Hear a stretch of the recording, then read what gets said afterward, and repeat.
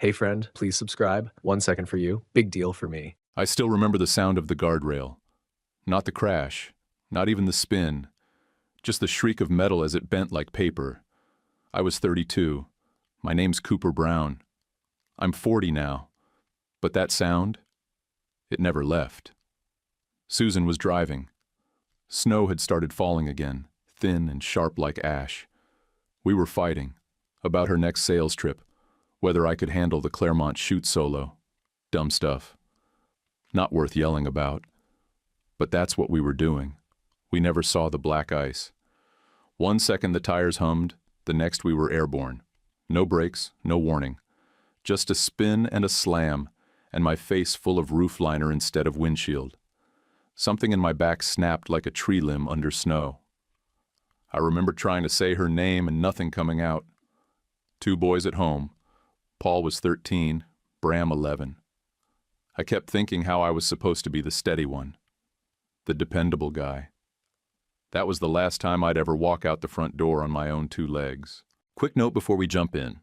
Drop a comment with the city or country you're listening from. It helps us see where everyone's tuning in and plan the best time for new stories. Thanks for watching Revenge by Frank. All right, let's get started.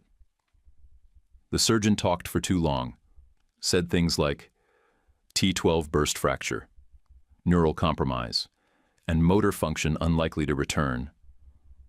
I heard everything and understood none of it. I nodded when I should have asked questions. That's how I survived that room. My mom, Diana, showed up with a folded sweater and that steel in her spine calm. She rubbed my shoulder like I was 5 again and didn't let go until the nurse made her. She didn't cry. She never does. She just held the ground for me while mine disappeared. Susan sat in that room for the first week like it was a job she didn't apply for. She said all the right things, asked if I was warm enough, brought my favorite granola bars, smoothed my blanket even when I wasn't cold. But it was all mechanical, like she was punching a time card with her tone. By the 2nd week, she was showing up later and leaving earlier. "Traffic's a mess," she'd say, or "they added a new install." And I believed her. At least I wanted to. I'd been a product photographer. Small brands, catalogs, local e-com stuff. Not sexy, but steady. I liked it. The gear, the lighting rigs, the smell of plastic wrap on fresh inventory. But after the wreck, that was over. My hands still worked, but the rest of me didn't listen. So I tried to keep things light. For the boys. I cracked jokes, dumb ones, just enough to make them snort. They didn't need speeches. They needed to know I was still me, still Dad, even if I couldn't stand up for it. I remember Bram asking once, "Will your legs ever work again?" And I said, "They're lazy right now, that's all." I couldn't give him the truth. Not yet. Paul didn't ask. He just stared at my chair like it was an insult someone had mailed to our house. The hospital let me go 6 weeks later. Not because I was ready, just because insurance said so. Susan drove me home, hands clenched on the wheel, the way people drive past accident scenes, like maybe if they look too long, it'll follow them. I didn't know it yet, but that day carved a line in the dirt. The people who meant it stuck on one side. The ones who didn't, they found a way to wander off, and Susan, she'd already started looking toward the road. I didn't chase her. I had 2 boys, a spine full of hardware, and a life to patch with duct tape. No room for theatrics, just work, and a whole lot of silence waiting to be filled. Susan got practical the way some folks get mean. It started small. "We can't afford this," she said one morning while stirring her coffee like it had personally wronged her. She said it flat, like she was reading it off a spreadsheet. Not "we can't afford it," like a team, like a family. Just this, the house, the care, the air I breathed. Like I was a bill, a cost center, something overdue. I didn't say much back. I was getting better at keeping my mouth shut. Words didn't fix how she had already started putting up walls. Nights dragged longer. She started mentioning more late installs, more client dinners that ran over. I never asked who was there. I'd seen enough to know when someone's already halfway gone. I've never been the kind of guy to chase after someone walking away with both eyes open. Her mother, Priscilla, popped in once with too much perfume and too many opinions. She kissed Susan's cheek, looked at me like I was mold on the wall, and said, "You've got to take care of yourself first, sweetheart." Then she disappeared, fast as she came. Left a half-eaten protein bar on the kitchen counter and called it self-care. That was her style. Drop chaos and exit quick. Bills piled up. I sat at the kitchen table one night with a dull pencil and a legal pad, trying to make the math stretch. It didn't. Not unless you erase me from the equation. I could see the numbers line up only if I disappeared. A couple mornings later, Susan came downstairs dressed too nice for a Wednesday and said, I listed the house. No warm-up, no discussion, just those 4 words like a punch to the sternum. She looked past me when she said it. I asked, "What does that mean for me?" Her voice didn't crack, not once. "You'll stay with your mom for now." For now? Like this was temporary. Like she hadn't already mapped it out in full. I sat there. I didn't ask again. The deed had always been in her name, part of a family trust her parents set up. Bought before we got married, before we merged anything. I'd known it, but I hadn't thought she'd use it. She did. When I told Paul and Bram, they didn't ask questions, just froze. Paul's jaw locked and his eyes narrowed. Bram stared at the floor and kicked the baseboard once, hard enough to leave a scuff. Susan drove me to Diana's a week later with 2 boxes of clothes in the back seat and her phone lighting up every few minutes. She didn't hug me goodbye. Didn't even put the car in park. Just tapped the gear shift, said, "You'll be okay," and left. My mom opened the door like she'd known this was coming. She didn't say a word about pride or pain. She just reached out and took the boxes from my lap, one hand under each like she'd done it 100 times before. She didn't let me help, didn't need to. Weeks passed. I tried not to ask questions, tried to focus on physical therapy, on showing up for the boys when I could, but little things filtered through. A neighbor down the street, Mrs. Carter, sent me a clip from her porch cam, said, "Thought you should see this." It was Susan, loading suitcases into a rideshare, not alone. The man helping her was tall, long hair and a ponytail, familiar in a way I couldn't place right away. Then it hit me. Trevor Halloway. The same Trevor who used to run stage tech for small touring bands. The same name I'd seen once on a child support document Diana never meant for me to find. My biological father. I didn't confront her. Not right away. I wanted the facts. And I got them, one piece at a time. Paul found some old emails. He wasn't snooping. He was trying to reset an old Wi-Fi router and found a synced archive Susan never deleted. There were private threads between her and Trevor, months old, plans, flights, confirmations. Someone from a local tech circle told me about a stage crew guy, bragging at a bar about shacking up with an ex's kid's wife. That same guy got sloppy one night and told a junior tech that he was making up for lost time with his real family. When I finally asked Diana, she didn't hesitate. She nodded once, sharp and sad. Yes, that's him. The timing fits. He knew I was pregnant when he left. And yes, she knew. She knew before you did. I ordered a DNA kit. Swabbed, mailed, waited. Results came back clean as a slap. Matches on multiple close relatives. I didn't need more. Susan's text, the one that ended any doubt, wasn't even sent to me. It was forwarded by accident. Some stupid group thread Paul had been left on from a school project. Susan had replied to a message from one of her friends and said, "He wants you free." I just stared at that sentence. Free from what? A family? A life? From me? I didn't throw the phone. Didn't scream. I just sat there at Diana's kitchen table with my hands flat, listening to the clock tick. Paul walked in and said nothing. Just looked at me, then at the text on the screen, then walked back out. Susan started talking like we had held her back, like our needs were punishment, like love was a cost too high. She told the boys we were too stuck in the past when they asked why she was leaving. Told Paul he was too serious. Told Bram to stop being dramatic when he wouldn't look at her. She said she had to go live her truth. But the truth was, she just wanted out. And Trevor gave her a door. I'd like to tell you I lost it, that I yelled, that I got righteous. But that's not what happened. I went quiet. Quiet's better. People fill it with the truth if you let them. Later I saw it happen again, to someone else. Same routine. Someone needed something, didn't get it, and walked. I recognized the move, down to the shrug. That's when I knew it wasn't me. Some people only love you when you cost nothing, and the second you have a bill attached, they bail. I didn't plan the first video.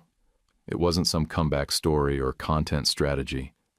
It was just a bad Tuesday morning, and the bathroom rail had pulled out of the drywall for the third time in 2 weeks. So I set my phone on a stack of cookbooks at Diana's kitchen table and hit record. I didn't vent. I didn't cry. I just told the truth. This one wiggles when you lean. This one flickers when you walk past. This one turns on when the cat walks by, but not when I roll in after midnight. 10 minutes. No drama. Just what broke, what worked, what I was trying next. Then I posted it. Didn't even add a caption. Went to bed without checking it once. By the end of the week, I had 2,000 views and a dozen comments. Strangers who didn't need motivation. Just proof they weren't crazy for getting frustrated at dumb things like soap dispensers being out of reach, or motion lights blinking like paparazzi. So I made another video, then another. Kept them tight. Honest. I showed the bruises from poorly designed corners, the cheap brackets that didn't hold weight, the grab bar that was installed by someone 6 inches taller than me and clearly not in a chair. I kept it steady. I wasn't trying to inspire anyone. I was just trying to stay sane. Paul watched from the living room. He started chiming in. You should trim that first 5 seconds. Or, the autofocus is hunting too much. Turn off the lamp. Then he said, I'll cut these for you if you want. I handed him the footage. That was the whole conversation. He didn't need a speech from me, and I didn't need one from him. Bram didn't say much. He was in that stage where everything sounded like a grunt. But when I needed something carried, tripod, rig, broken stool he decided was trash, he moved without being asked. No eye rolls, no show, just moved. A month in, I started getting emails. Not the spam kind, real messages. People saying they didn't feel like burdens after watching. People saying thanks for showing the hard stuff, not just the wins. Then one came from a woman named Irene Jackson. I almost deleted it, thought it was another cold pitch. But something in the way she wrote stopped me. Direct.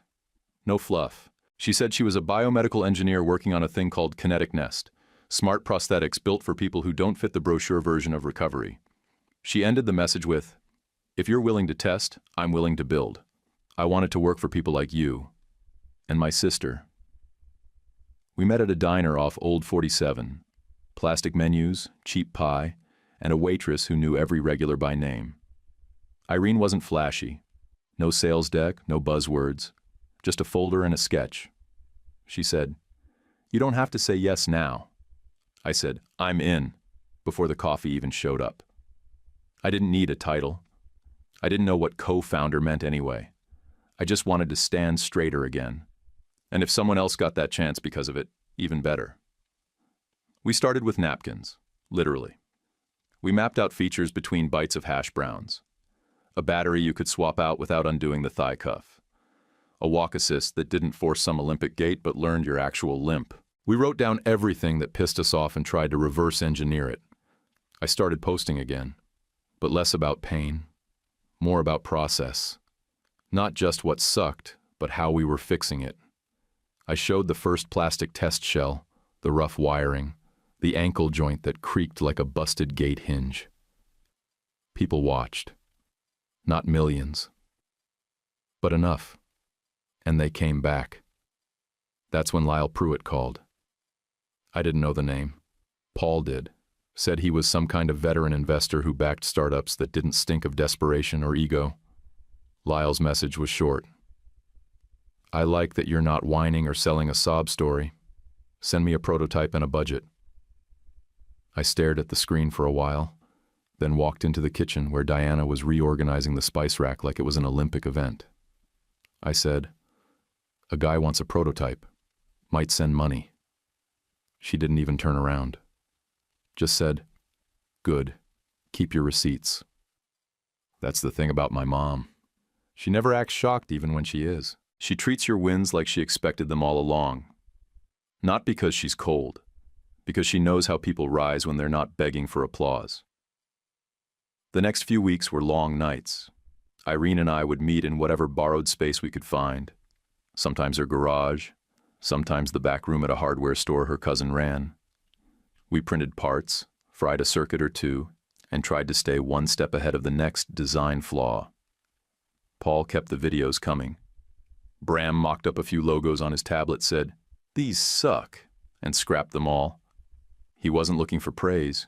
He just didn't want to put out anything halfway done. The message inbox started piling up. Parents asking if their kids could try it. Veterans looking for non-VA options. Teachers who just wanted to understand how to make their classrooms work better for students in chairs or on crutches. We didn't promise anything. We just showed what we had, even when it barely worked. And I could feel it, something shifting. I wasn't just surviving anymore. I was building something. For myself. For others. For the first time in a long time, I wasn't waiting for someone else to decide what I was worth. I strapped on the early prototype one morning, rolled to the end of Diana's driveway, and stood up for 6 full steps before the motor lagged and the ankle locked. It was ugly. It was loud. And it was mine. That first strip mall unit had no insulation and smelled like a war between machine oil and cinnamon rolls. The bakery next door ran their ovens too hot and their gossip even hotter. But the rent was cheap, the power worked, and we could back in close with the van. That was enough.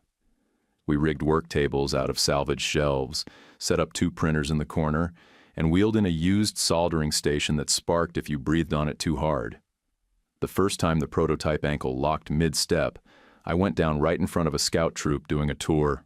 Concrete floor, no warning, just thunk. I laid there for a second, thought about cussing. Then I laughed first, loud enough that the kids cracked up. One of them offered me his juice box like it was a medal. That's when I knew we had something. Not a miracle, but something real. The AI assist learned my mess, not some athlete's clean data from a treadmill. That was the rule. Make it real, I told Irene every time we hit a snag. Not graceful, just functional. Stumble and recover. We opened a small foundation account, just enough to track the basics. Parts in, hours worked, donations logged. Bram made the first spreadsheet, plain gray with thick borders. It wasn't flashy, but it didn't lie. We posted the budget on our site. No fanfare, just facts. Every line had a label, who gave what, where it went, what broke, what we fixed. Some people skimmed, others dug deep and started asking questions we could actually answer. That's when the pushback came. It always does. The first snide comment called me a sympathy grifter, said I was just milking pity for likes and donor cash. The second one claimed we faked the footage, that my limp was too inconsistent. I've been called worse, in person, by people with wine breath and nothing to lose. But I won't lie, it got under my skin. I showed the threads to Irene. She didn't blink, just said, let's be more transparent than they expect. Show them everything. Show the parts that fail too. Paul cut a video. 2 minutes, no music. Just hard clips, early fails, stripped gears, bad welds, locked joints, retrees. He labeled every piece, every cost, and ended it with one black frame. This is how it's built. Bram watched it once, then opened his sketch pad and started again from scratch. The logo he landed on looked like a loop in motion. Solid lines, balanced curves. It didn't scream, it just moved. I looked at it and said, that's the one. He nodded like he already knew. One night after work, I was wiping graphite powder off my palms when my phone buzzed with a text from a number I didn't recognize. Just a clip. No message. I tapped play. It was Susan and Trevor. The date stamp hit first, same day she dropped me at Diana's. They were standing on a driveway across town, dragging suitcases toward a rideshare. He opened the hatch. She adjusted her coat and smiled. I watched it twice, then hit save. Didn't show it to the boys. Didn't need to. Some things don't help. Irene saw me staring at the screen. She didn't ask. Just said, "Back wheel's low on that chair again. I'll patch it." The more I learned about Trevor, the more the pattern glared.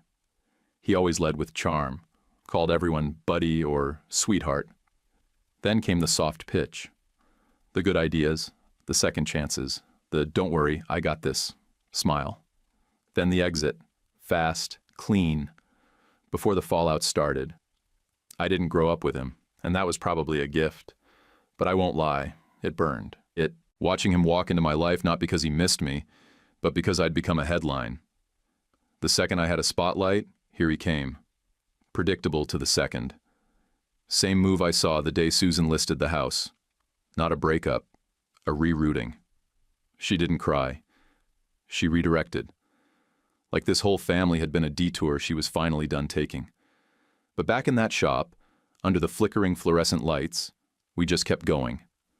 We printed, patched, retested.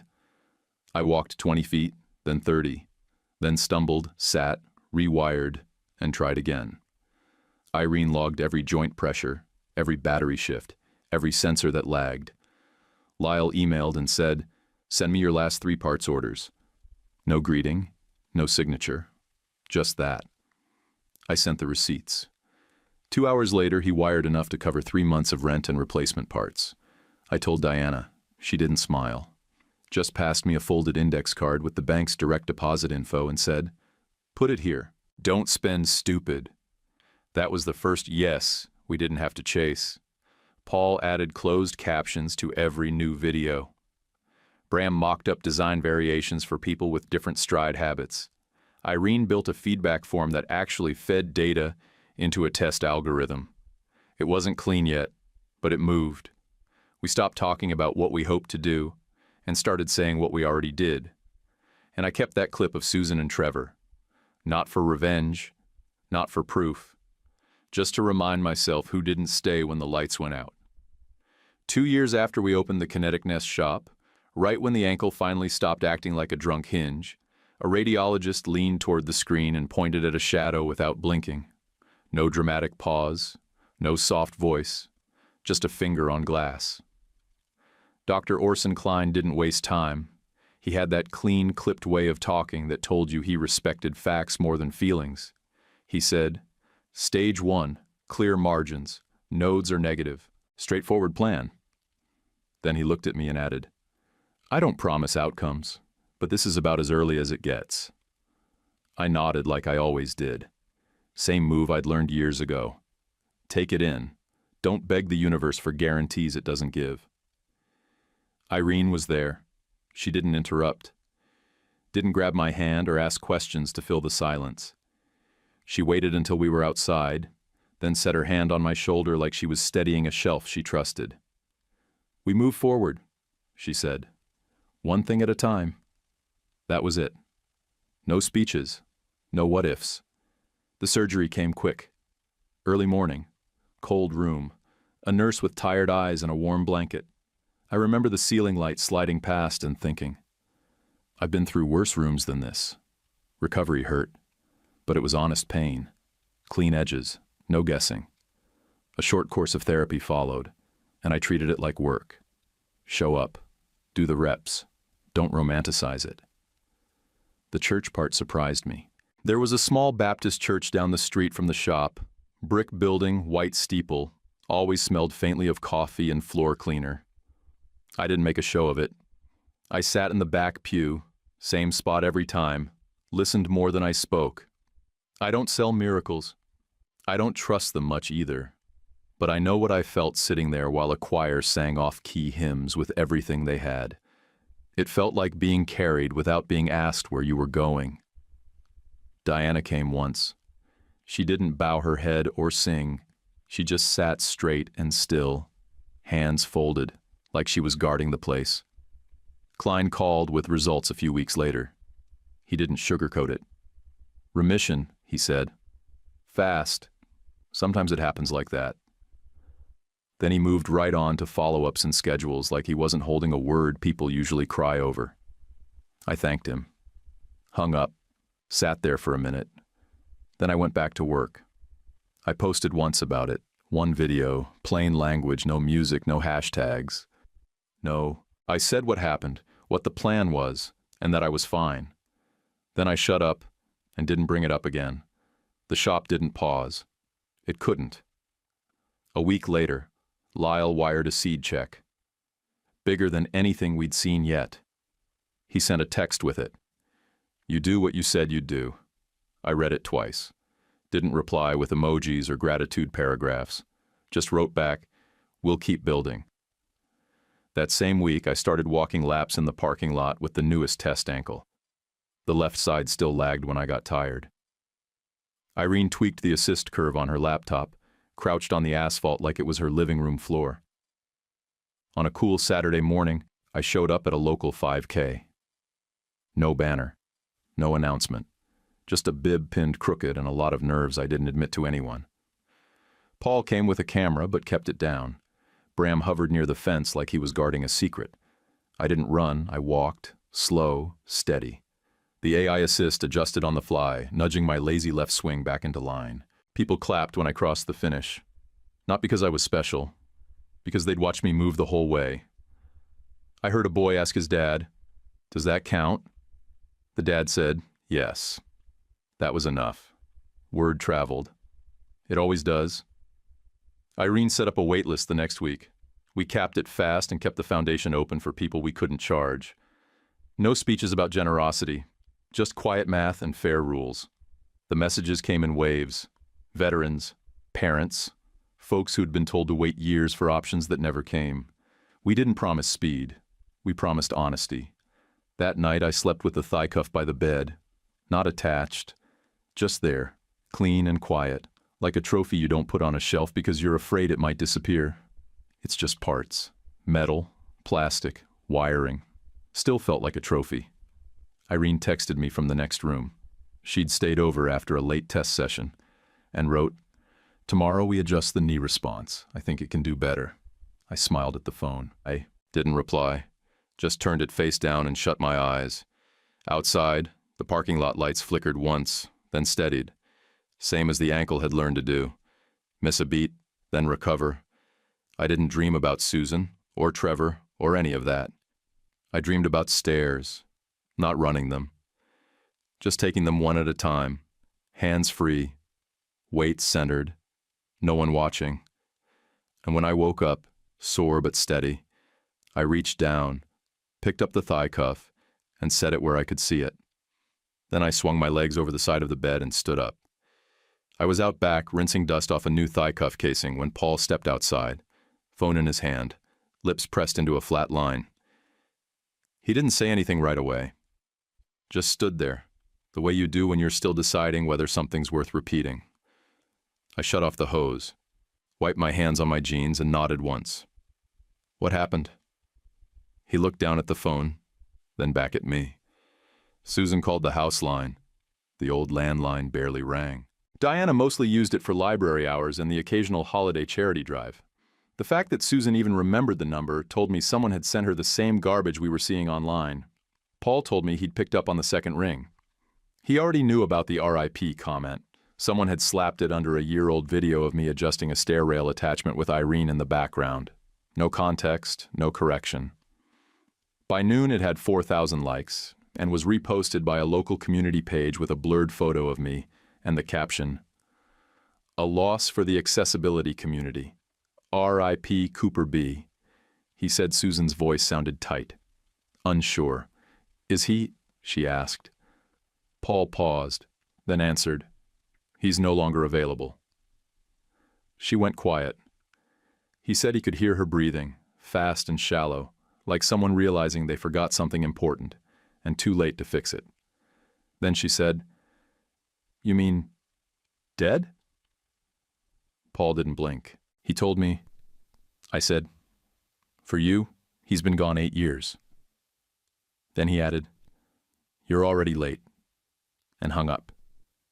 He handed me the phone like it was still hot. I didn't say much, just sat on the porch step and stared at the wet driveway while the water from the hose made a dark arc toward the gutter. He meant it metaphorically. I was gone for her. The door was shut. But she didn't hear it that way. She heard a date, a service, a deadline, and Trevor. Trevor saw an opportunity. That I know because 3 months later, Susan accidentally forwarded me a voicemail Trevor had left on her phone. Must have hit the wrong thread. Or maybe she wanted me to hear it. Doesn't matter. The message started like he was ordering lunch. "Babe, we should probably clarify the estate now while it's quiet. These things get messy once people show up with stories and screenshots. We'll keep it clean. Just prep your name and whatever's left in that travel trust. Call me after you book." Click. They booked their flights the same day. I didn't need to snoop to figure that out. I still had access to the old shared travel account we used when we were married. Susan had never removed my email. Probably forgot. Probably thought I wouldn't notice. But I did. First came the push notifications. Delta. 2 passengers confirmed. Outbound from Charleston. Then return booked. Open-ended. No return date. They were planning to stay. Was it petty to still have that alert running? Maybe. Or maybe it was just smart. Because it told me everything I needed to know before the knock ever came. Trevor had always sold himself as the guy who traveled light. No baggage, no roots, no responsibility. But here he was, 60 and circling a grave that didn't exist, whispering about paperwork like it was his birthright. And Susan, she must have believed it too, that there'd be something left to claim, a payout, a clean exit with compensation. They didn't realize the payout already happened. 2 boys who knew who stuck and who bailed, a house that had been turned into a shop, a name that now stood for something more than a caption under a wedding photo. I kept the alerts on, watched every update, gate changes, arrival time, luggage status. They were coming, and they were coming for something that no longer included them. Paul saw it coming before I said anything. "You gonna answer the door?" he asked. I said, "Yeah, but only once." He gave me a look, half curious, half protective. "You want me to be there?" "I want you to press record," I said. He didn't flinch, just nodded and walked back inside. I didn't tell Bram right away. Not because I was hiding it, but because he wouldn't have waited for the knock. He would have driven to the airport and met them on the curb. This wasn't about revenge. I wasn't interested in drama. I didn't want yelling or closure or some dramatic speech about forgiveness. What I wanted was finality, a shut door with no hinge left to knock on. Oh, so I made coffee, put on a clean shirt, checked the porch cam. Then I waited. And while I waited, I checked the thigh cuff one more time, tightened the right cuff strap, walked the length of the hall once, then twice. I was alive. More than alive. I was present, whole in a way they'd never expected me to be. And that's what scared them. Not the rumor, the reality. The noon sun hit the front step just right, sharp enough to burn but not enough to blind. I heard the knock before they even got their hands off the railing. Steady, like they rehearsed it. I took a breath, opened the door, and smiled the smile I'd practiced in the mirror that morning. Calm. Not bitter. Not smug. Just done. Susan blinked. Her face went pale like someone had hit her with the wrong line in a play she thought she knew by heart. "But you're dead," she said. "Rumors beat me to it," I said, leaning against the frame. "You're here about money, right?" Trevor stepped forward half a pace, playing the role I knew by now. Hands open, voice smooth, grin like he was still 25 and charming his way into green rooms. "We should talk business, son, just us." I shook my head and pulled 2 folded bills from my back pocket. Crisp. Clean. Straight from the top of Diana's cookie jar stash, because I wanted them to look deliberate. "Let's speed it up," I said, holding them out between two fingers. "This is the inheritance you've both earned." Susan's face twisted. Her voice went sharp. "Is this a joke?" "It's the math," I said. "Your investment was zero. Your debt is negative. I'm putting you up $1. Her mouth opened like she had something loaded and ready. But Trevor beat her to it, stepping back with his jaw clenched, like he'd finally read the room. Paul stood behind me just inside the threshold, camera low. I caught the red light blinking. I didn't stop him. Bram leaned against the hallway wall, arms crossed like a bouncer watching people who were already on their way out. His stare didn't move. Not once. Trevor turned, trying to salvage dignity like it was still on sale. "Let's go, Sue," he muttered.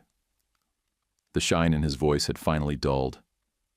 But Susan didn't move, not right away. She looked past me like she might catch a glimpse of the life she threw out and realize it still existed, just without her in it. Her lips parted, but nothing came. No defense, no apology, not even anger. Just that dumbfounded pause that hits when a door you thought would always open doesn't budge. I angled slightly toward the lens. "Paul, did you get that?" He nodded once, calm, professional. He'd framed it right. My porch, my voice, my words. And in our state, one-party consent was all you needed. "Great," I said. "That's all I had." Then I closed the door. No slam, no final word. Just the weight of wood meeting wood like the end of a shift. Like clocking out. Inside, Bram muttered, 12 seconds too long." Then he walked to the kitchen and opened the fridge like the conversation hadn't even happened. I stood there a minute. The air in the house felt clearer. Later that night, I checked the travel app, watched the alert roll in. Return trip confirmed. They'd rebooked. Short stay, not worth unpacking. A week after that, words started floating in. Muted whispers from people who'd heard it through a cousin or an old neighbor. Trevor told someone they'd planned to wait 6 months and play the grief card. That Susan had lined up a story about reconnecting through loss. That they'd expected a will, an account, something to settle. Instead, they got $2 and a camera. And a porch they didn't own. I didn't celebrate. There's nothing fun about watching people bet on your death. But I did sleep better that night. The boys came over for dinner. Diana made roast chicken like it was Sunday. Irene brought cornbread, still warm in the foil. Nobody mentioned Susan. Nobody needed to. At one point, Paul leaned over and whispered, "Video's already at 28,000 views." I nodded. Let it climb. We didn't toast. We didn't gloat. We passed plates, poured drinks, and ate like we had things to do tomorrow. Because we did. Paul uploaded the video the next morning. Titled it, "Who Stayed, Who Left." 10 minutes. No intro music, no dramatic voiceover. Just clean cuts, steady pacing, and no padding. The first frame opened on my face at the door, holding out the $2 bills. Then came the porch cam clip. Susan and Trevor hauling luggage into the back of a rideshare, time-stamped and silent. Faces blurred, but the story was clear enough. Paul didn't embellish. No commentary, no cheap captions. Just raw footage, in order, ending on a still shot of the 2 bills resting on our porch rail, then a fade to black, to "Family is behavior." That line sat there longer than the credits on most movies. It didn't ask for sympathy, it just told the truth. The video blew up faster than I expected. Comments poured in by the hundreds, then thousands. People picked sides like it was a court case. Some said I was too hard, cold, calculated, vindictive. Others said it was too soft, that I should have buried them with legal threats, press charges, sue for emotional distress. I didn't need that noise. Irene watched the video once and said, "We should post the foundation audit. All of it." So we did.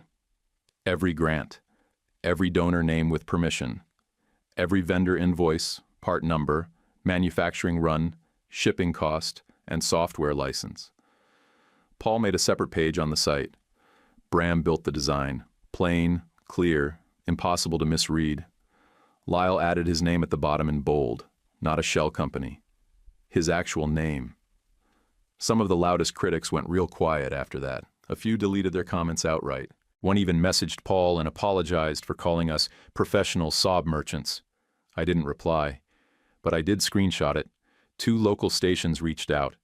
One sent a producer to the door with a mic in her coat pocket and a pitch about telling the real story. I said no and shut the door. The second emailed respectfully, asked about Kinetic Nest, didn't mention the drama once. I agreed to that one. The segment aired 2 nights later. They kept it focused. Adaptive tech, wait lists, grant programs, prototype testing. They showed Irene's sketches, my walk laps, a few clips of Paul editing, and Bram's early designs pinned on the shop wall. Not a single frame of Susan or Trevor. That week, 3 separate donors asked if we could sponsor a clinic day. We ran 2 back-to-back. Local folks, some out of state, all coming in for fittings, calibrations, walk tests, and tune-ups. Irene called them quiet wins. I agreed. Paul landed a part-time editor gig for a mid-tier sports channel off the back of his cuts. He kept doing my edits too, no charge. Said it kept him sane between highlight reels. Bram started his design program, heavy on real-world application, light on theory. He still answered Susan's texts, but only on holidays, always one-liners, never more than what was needed.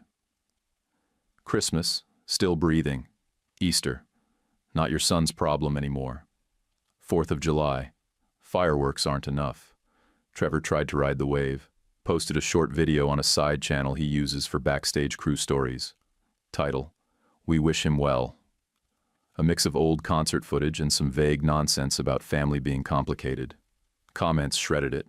One person linked the audit page from our site. Another asked if he planned to monetize the next funeral too. I didn't respond. Just turned off my phone, tossed it in the desk drawer, and told Diana we were getting pancakes. She said, Waffle House or the fake diner place? I said, the fake one, less grease. We sat near the back. She ordered scrambled eggs and coffee, said the pancakes were fine but the coffee was weak. She was right on both. The waitress called me sir 3 times and refilled my cup without asking. Paul texted mid-meal. Comment section just hit 40,000. I turned the phone face down. Diana stirred her cup and looked across the table at me. You ready to stop talking about them yet? Almost, I said, and I meant it. A guy I knew from my early product shoot days, used to run stage tech on the same circuits Trevor did, called me one night while I was fixing a hinge on the back workbench. He said, I probably shouldn't say anything, but they're fighting. A lot. Like throwing things level. Words out. I didn't ask for details. Didn't need them. When people like Trevor and Susan start losing the script, they usually blame the camera, not their performance. Turns out the clip, made it around their new circle. The version Paul posted, the porch, the dollars, all of it. Once people started asking Susan questions she couldn't shape, the cracks got louder. A few days later, I got a voicemail from Priscilla. Long, meandering. Her voice syrupy but brittle. She said things like, I always supported you both in my way. And, tone matters, Cooper, you sounded bitter. I let the message end without replying. Just saved it under a folder titled Unfinished Business and left it there. Then Susan emailed Paul. Subject line, personal property return. She listed a few sweaters, a photo album, a charger, and a cast iron skillet she said had sentimental value. Claimed I was holding on to things she'd only left temporarily. Paul forwarded it to me and added a single line. You want me to answer this? I told him, keep it polite. So he did. He replied with a PDF of the house sale documents, time-stamped, notarized, complete with her parents' trust fund wire-in and her final deposit. Then he added the hotel receipts from the week she left, followed by one line of his own. Nothing left here but what we rebuilt. Never heard back from her. The next week, I got a letter from Dr. Klein. Year-end checkup summary. 1 page, simple language, all clear, no sign of return. I folded it once and filed it with the important stuff. Boys' school photos, the letter from Lyle that came with his first investment check, and the napkin sketch Irene made during our second meeting, with the original kinetic nest joint labeled not ideal, but better than nothing. That Friday, Irene and I drove out to a small farmhouse just outside of Florence to deliver a socket we couldn't ship without risk of warping. It was a warm day for fall. The man who answered the door had his left pant leg pinned up and 2 mugs of coffee ready on the kitchen table. We taught him the basics: fit, balance, how to reset the battery module with one hand. He picked it up faster than most. His daughter sat at the table and took notes while chewing a pencil in half. She never smiled, but her eyes tracked every word. On the drive back, Irene had her feet up on the dash and her tablet on her lap. Out of nowhere, she said, "I don't think I have another reason to stay single." I kept my eyes on the road, said, "Okay." She laughed once. That was the whole conversation, but it was everything. 2 days later, Lyle invited us both to his office. Brick building, no plaque, no receptionist, just a single door with his name on a frosted window. We sat across from him in old leather chairs while he poured black coffee into 3 mismatched mugs. "You know why it's working?" he said without preamble. I shook my head. "Because we don't mess around?" "No," he said. "Because you're boring when it counts. You tell the truth, fix what breaks, and don't try to sell people something you can't stand behind. Stay that way." We left with 2 folders, 1 check, and a list of patient cases he thought we could handle next quarter. Irene kissed my temple in the parking lot and said, "He trusts you." I said, "He trusts us." Later that week, a neighbor I barely talked to texted me a single sentence. They split. No names, but I knew exactly who he meant. I didn't reply. I didn't ask what happened. You don't have to ask why a fire burns out when you've seen it fed by lighter fluid and not wood. Bram blocked both of them after that. No warning. Just gone. Paul didn't block anyone, but he stopped answering. Said everything worth saying had already been said in video form. I bought a small grill. Nothing fancy. Just big enough for 4 burgers and a couple ears of corn. Set it in the driveway and invited the boys over. Diana brought tea and scolded Bram for burning the first 2 patties. He rolled his eyes, flipped the last one slower, and got them right. We ate out there in folding chairs, plates on our laps, no ceremony. Then I gave the only sermon I'll ever preach in this life. You pick your people, then you show up. Paul said, "We learned it the hard way." Bram nodded. "Still counts." And I thought, yeah, it does. Most mornings I was up before the house made a sound. The light through the kitchen blinds came in soft, same as always. I strapped in and ran 1 new test before breakfast. Maybe a balance tweak, maybe a timing mod, just something to keep it learning. Irene's coffee was clockwork. Measured to the gram, boiled to the degree. It tasted like focus. She handed me a cup and kissed the top of my shoulder socket like it was just part of me. If it creaked mid-step, she'd laugh and say, "We'll fix it." Our names were on the same mailbox now. Nothing fancy, just the kind with the little red flag. Still, seeing her last name next to mine felt like something solid we'd built from the parts that were left. It had been 8 years since the wreck. I started the video log within the first 12 months. Irene and I opened the Kinetic Nest shop 2 years after that. The cancer hit when I was 37. The remission news dropped quiet and clean. And the rumor? That came after. Like smoke without fire, spreading faster than truth ever could. Diana still worked 2 mornings a week at the library. Claimed it kept her honest. But I knew it was about routine. She liked having a place to boss the returns bin and hand out overdue notices like they were life advice. She'd earned that right. Lyle sent us new names every month. Clients he'd mentored, who didn't want pity or praise. Just a fair shot at stairs and ramps, and a hallway that didn't echo failure. We gave them parts, timetables, and sometimes a ride home if the bus lines sucked. Paul was in his final year of engineering, kept editing for side money.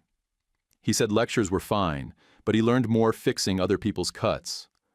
Bram was in a design program that made him rip his own drafts to pieces before professors could. That habit came from somewhere. I think from watching me rebuild ankles until they walked right. We gave out more grants than I ever imagined we'd afford. Posted every line item, every receipt. No padded quotes, no fluff. Just numbers that proved we stayed steady. Sometimes messages came through the site, men I'd never met. One line, maybe two. Always the same shape. Wife left, boss quit, I was broken. Then I saw your clip, just wanted to say thanks. I'd write back every time. Short. Proud of you, keep walking. That was enough. The $2 bills were still on the fridge, stuck under a magnet that used to hold up Bram's spelling tests. Next to them sat the crooked logo sticker from his first sketch. Off-center, a little smudged, but exactly right. Folks sometimes asked how I'd figured it all out when I wasn't there. The truth is simple. The world leaves trails, porch cams, old email threads people forget to unsync, shared bank accounts nobody bothers to close, and voices that get loose when the bar tab hits 2 digits. I didn't need to be everywhere. I just needed to listen. If you stood on my porch today and asked what I thought of Susan, or Trevor, or any of the ones who bailed when the wait got real, I wouldn't say much about blame. I'd talk about choice. Susan chose her freedom like it was a new zip code. Trevor chose the spotlight, not the follow-through. They both treated people like bridges. Use them, then burn them after you've crossed. Me? I chose a shut door and 2 clean bills. Not to hurt them. Just to settle the tab. My knees still ached when the rain came early. The AI still lagged by half a beat when I was tired. But I walked my own steps. And when I locked my door at night, the people inside were the ones who stayed. Hey, real quick. Can I leave you with one question before you scroll? What would you have done if the people who left you behind showed up at your door expecting something? Would you give them peace, or proof they were already too late? If you've got hype, please give it a tap. It helps this story reach more folks who might need to hear it. And if this one hit home, click like, hit subscribe, and drop a comment. Even just great story helps more than you know. Love you guys. YouTube picked this for you. Tap it. Let's see if they guessed right.